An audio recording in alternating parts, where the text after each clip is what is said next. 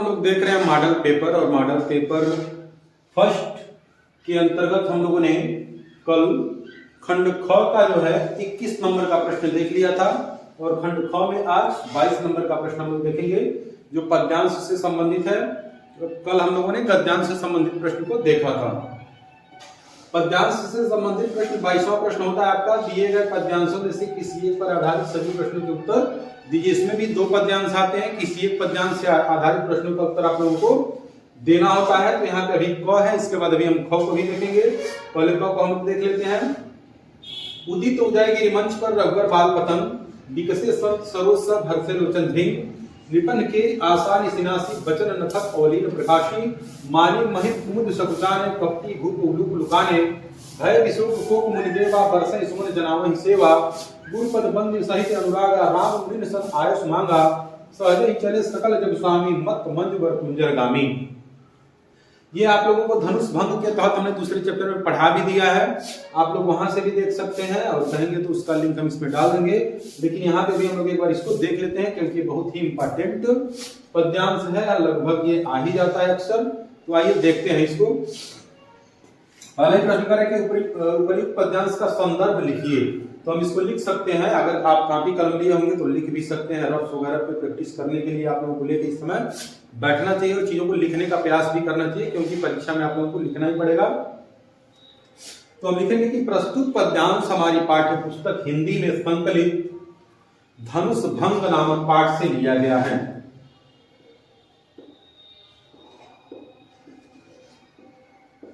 धनुष भंग नामक पाठ से लिया गया है।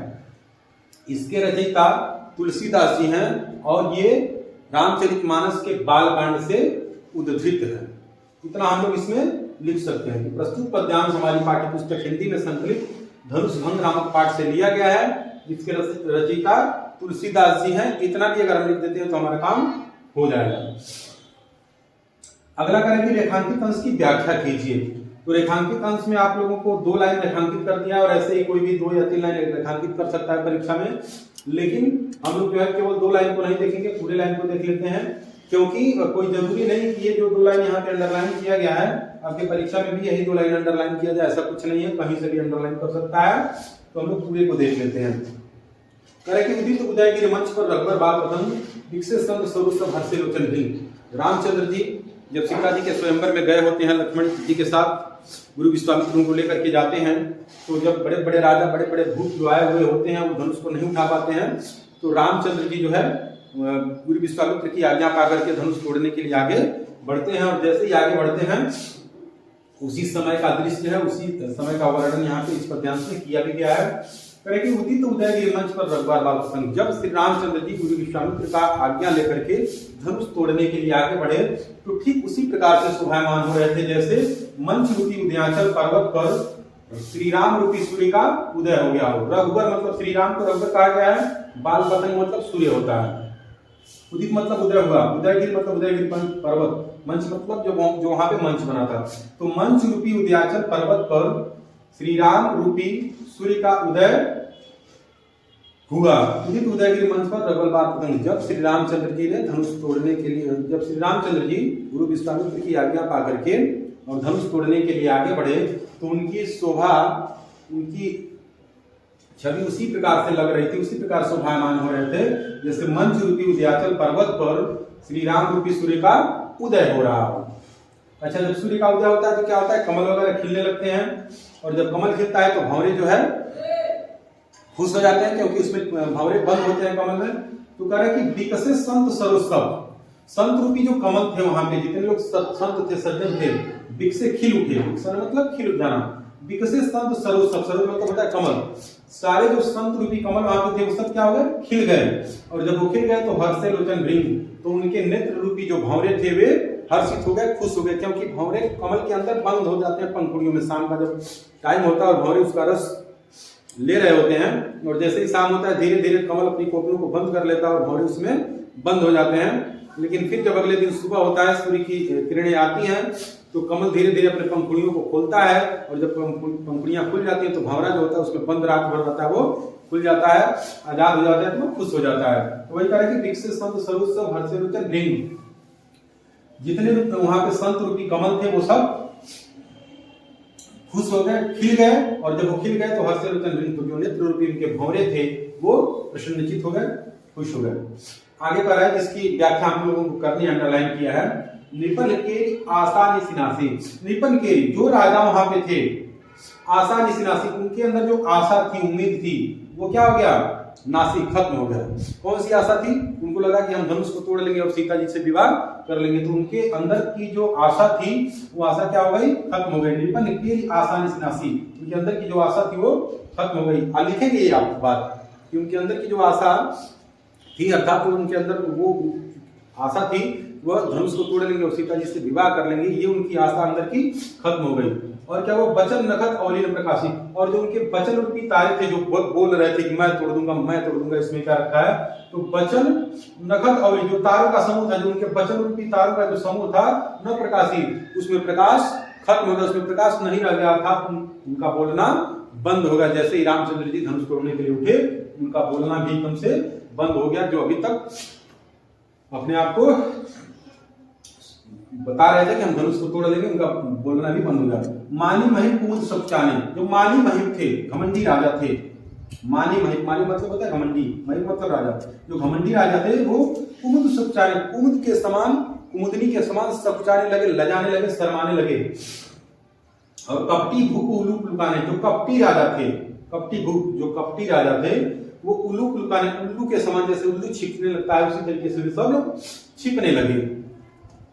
और जब रामचंद्र जी आगे आए तो क्या हुआ, आगे भय विशोक कोक मुनि देवा, तो जो मुनि थे, देवता थे, जो मुनि रूपी कोक थे, वे क्या हो गए, विशोक हो गए, उनके अंदर का सारा दुख संताप खत्म हो गया। क्यों? जैसे जो चकवा चकवी पक्षी होते हैं, जब रात का समय होता है तो ये बिछड़ जाते हैं, और जैसे ही सुबह होता है तो ये फिर, तो रात में जब ये बिछड़ जाते हैं तो ये दुखी हो जाते हैं, कष्टमय हो जाते हैं। तो क्या होता है इनके साथ, जब ये सुबह होता है तो सुबह में ये खुश हो जाते हैं कि अब हम लोग मिल जाएंगे, सूर्य का जैसे ही उदय होता है, इनका जो प्रिय होता है इनसे मिल जाता है, तो उनका जो सुख होता है वो खत्म हो जाता है। तो यहाँ वही बताने का प्रयास किया गया है कि भय विशोक कोक मुनि देवा, जो मुनि और देवता थे, कोक रूपी, मुनि रूपी जो कोक थे वो क्या हो गए, विशोक हो गया, नहीं उनका जो शोक था वो खत्म हो गया। और क्या हो गया, बरसन सुमन जनामनी सेवा, वे सुमन अर्थात पुष्प वर्षा करके, पुष्प की वर्षा करके अपनी सेवा, अपनी उपस्थिति जनाने लगे। गुरुपद बंदी सहित अनुरागा, गुरुपद, गुरु मतलब गुरु विश्वामित्र के, पद मतलब पैरों को, बंदी मतलब वंदना करके, गुरु विश्वामित्र के चरणों में वंदना करके, सहित अनुरागा प्रेम के साथ, प्रेम के साथ अपने गुरु के चरणों में वंदना करके, राम मुनि नसन आयुष मांगा, राम ने मुनि नसन, जितने भी वहां के ऋषि मुनि थे उनसे भी क्या किया, आयुष मांगा, आशीर्वाद मांगा उनसे भी। जब कोई भी चरित्रवान व्यक्ति, समझदार व्यक्ति जब कोई अच्छा काम करने जाता है तो लोगों से आशीर्वाद मांगता है, लोगों के आगे झुक करके प्रार्थना करता है कि आप ईश्वर से प्रार्थना करिए कि हम इस काम में सफल हो जाएं। ये बुद्धिमान आदमी का वो होता है। फिर जब सारा कुछ हो गया तो क्या हुआ, सहज ही चले सकल जग स्वामी, तो सकल जग, तीनों लोगों के स्वामी सहज ही चले, साधारण भाव से चले।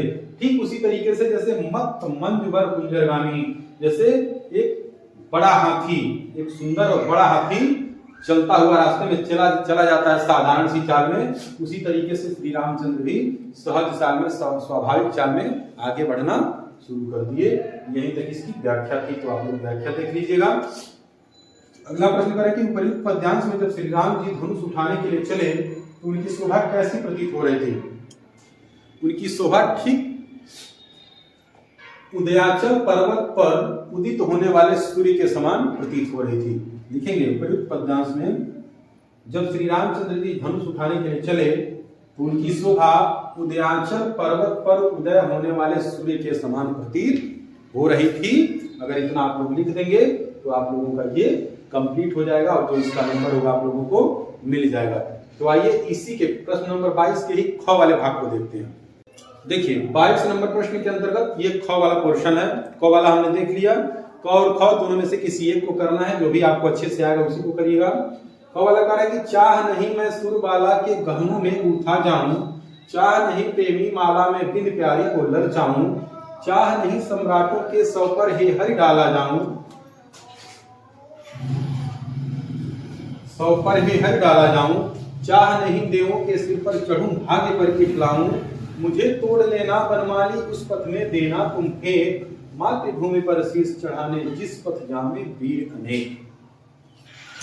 अब यहाँ पे जो है उपयुक्त पद्यांश का संदर्भ लिखने के लिए कह रहा है। तो उपयुक्त पद्यांश हमारी पाठ्य पुस्तक हिंदी में संकलित पुष्प की अभिलाषा नामक शीर्षक से लिया गया है। इसके रचयिता माखनलाल चतुर्वेदी जी हैं। ठीक है, प्रस्तुत पद्यांश हमारी पाठ्य पुस्तक हिंदी में संकलित पुष्प की अभिलाषा नामक शीर्षक से लिया गया है। इसके रचयिता माखनलाल चतुर्वेदी जी हैं। ठीक है, पद्यांश का संदर्भ हो जाएगा। अगला करें रेखांकित अंश की व्याख्या कीजिए। तो रेखांकित अंश की व्याख्या करते हुए कहेंगे हम कि प्रस्तुत पद्यांश में एक फूल की अभिलाषा को, एक फूल की इच्छा को माखनलाल चतुर्वेदी जी के द्वारा प्रदर्शित किया गया है और यह बताया गया है कि फूल की इच्छा है कि चाह नहीं मैं सुरबाला के गहनों में उठा जाऊं। तो फूल कह रहा है मेरी ये इच्छा नहीं है, मेरी ये चाहत नहीं है कि मैं सुरबाला अर्थात देव कन्या के गहनों में गूंथा जाऊं और उसकी शोभा को बढ़ाऊं, उसकी सुंदरता को बढ़ाऊं, ये मेरी इच्छा नहीं है। चाह नहीं प्रेमी माला में बिंद प्यारी को ललचाऊं, मेरी ये भी इच्छा नहीं है कि मैं सुंदर माला बन जाऊं और प्यारी को ललचाऊं, प्रेमिका को ललचाऊं, मेरी ये भी इच्छा नहीं है। चाह नहीं सम्राटों के सौ पर हे हरि डाला जाऊं, हे भगवान मेरी ये भी इच्छा नहीं है कि राजा महाराजा सम्राटों के सौ पर मुझे डाला जाए, मेरी ये भी इच्छा नहीं है। चाह नहीं देवों के सिर पर चढ़ूं, भाग्य पर इठलाऊं, मेरी ये भी इच्छा नहीं है कि मैं देवों के सिर पर शोभायमान होकर के अपने भाग्य पे गर्व करूं, घमंड करूं, मेरी ये भी इच्छा नहीं है। तो इच्छा क्या है? मुझे तोड़ लेना बनमाली उस पथ में देना तुम थे। हे बनमाली, मुझे जब तुम तोड़ना तो तुम मुझे उस रास्ते में फेंक देना, उस रास्ते में बिखेर देना जिस रास्ते पे मातृभूमि पर शीश चढ़ाने जिस पथ जामे वीराने, जिस रास्ते पे, जिस पथ पे बहुत सारे वीरों की टोली, वीरों का समूह मातृभूमि पर शीश चढ़ाने के लिए जा रहा हो, उस रास्ते पे तुम मुझे बिखेर देना। बाकी मेरी इच्छा इससे अधिक कुछ नहीं है। बड़े बड़े स्थान पे को प्राप्त करना मेरी इच्छा नहीं है। यानी कि देश सेवा में अपने आप को यह फूल भी समर्पित कर देना चाहता है। यही यहाँ पे माखनलाल चतुर्वेदी जी के द्वारा बताया गया है। उपयुक्त पद्यांश के अनुसार पुष्प की अभिलाषा क्या है? तो उपयुक्त पद्यांश के अनुसार पुष्प की अभिलाषा है कि उसे उस रास्ते में बिखेर दिया जाए जिस रास्ते से मातृभूमि पे बलिदान होने के लिए सैनिक जा रहे हों या फिर मातृभूमि की रक्षा करने के लिए सैनिक जा रहे हों, उस रास्ते पे मुझे बिखेर दिया जाए, यही पुष्प की अभिलाषा है। तो 22 नंबर प्रश्न कंप्लीट हो गया। आइए देखते हैं 23 नंबर प्रश्न को। अब देखिए प्रश्न नंबर 23, दिए गए संस्कृत गद्यांशों में से किसी एक का संदर्भ सहित हिंदी में अनुवाद कीजिए। यहाँ पे भी 2 गद्यांश आपको मिलेगा और किसी एक गद्यांश का संदर्भ के साथ आप लोगों को हिंदी में अनुवाद करना होगा। यहाँ पे जो है क वाला हम पहले देखते हैं।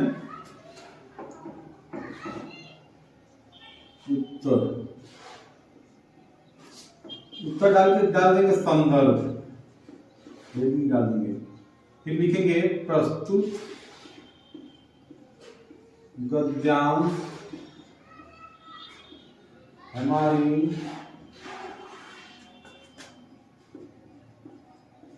पाठ्य पुस्तक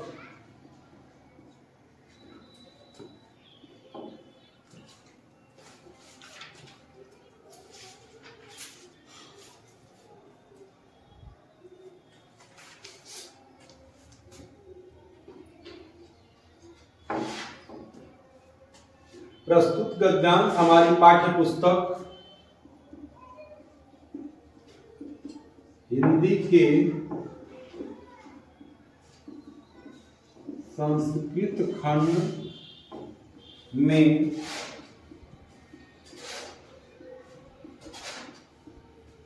संकलित प्रबुद्धो ग्रामीण नामक पाठ से लिया गया है।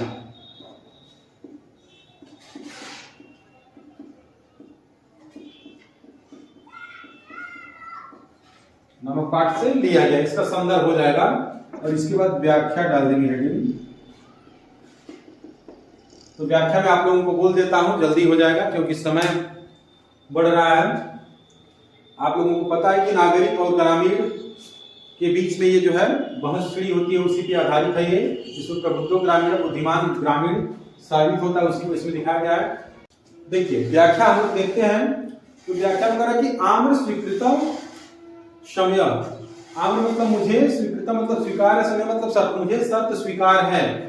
इति कथिते तस्मिन नागरिके, तस्मिन मतलब उस नागरिक के, मतलब नागरिक के, इति कथिते ऐसा कहने पर, उस नागरिक के ऐसा कहने पर कि मुझे शर्त स्वीकार है, स ग्रामीण वह ग्रामीण नागरिकम अवदत् नागरिक से कहा। क्या कहा कि प्रथमम भवान एवं पृच्छत, प्रथम मतलब पहले, भवान मतलब आप, एवं मतलब ही, पृच्छत मतलब पूछिए, पहले आप ही प्रश्न पूछिए। नागरिकस्य और नागरिक ने तम ग्रामीणम उस ग्रामीण से अकथ्यत कहा, और नागरिक ने उस ग्रामीण से कहा त्वमेव प्रथम पृच्छम इति, तुम ही पहले पूछो। इदम श्रुत्वा, इदम श्रुत्वा मतलब यह सुन करके, इदम श्रुत्वा मतलब यह सुन करके, सह ग्रामीण उस ग्रामीण ने, अवदत् मतलब कहा, युक्तम ठीक है, अहमेव मैं ही, प्रथमम पहले परीक्षा में पूछता हूं, कहा कि ठीक है मैं ही पहले पूछ लेता हूं। तो ये जो है क वाले का हिंदी अनुवाद हो जाएगा, व्याख्या हो जाएगा और इसका संदर्भ हो जाएगा, आप लोग देख लीजिएगा। और वीडियो चूंकि लंबा हो रहा है तो इसके बाद जो पार्ट बच जा रहा है उसको अगले वीडियो में हम लोग कवर करेंगे, तो कुल मिलाकर के 3 वीडियो हो जाएगा इस पे, तो कोई दिक्कत नहीं है, छोटा छोटा वीडियो रहेगा, आप लोगों को पढ़ने में भी आसानी होगी, अपलोड करने में भी आसानी होगी। तो 23 का ख और बाकी के बचे प्रश्नों को हम लोग अगले वीडियो में देखेंगे। आपका दिन शुभ हो, बहुत बहुत धन्यवाद।